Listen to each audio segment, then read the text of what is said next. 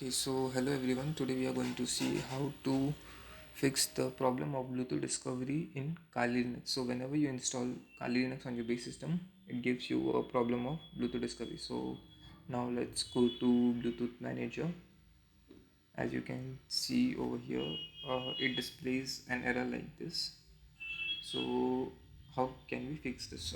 We have to go to the command, then we have to type service Bluetooth restart, and then it will ask you to enter the authentication code, authenticate it, then your Bluetooth will be restarted.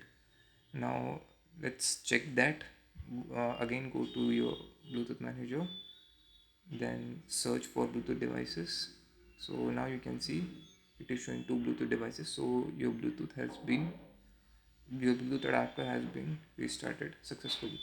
So next, whenever you have to attach your Bluetooth adapter, you have to go to your command line and then type service Bluetooth restart. That will solve your problem. Thank you.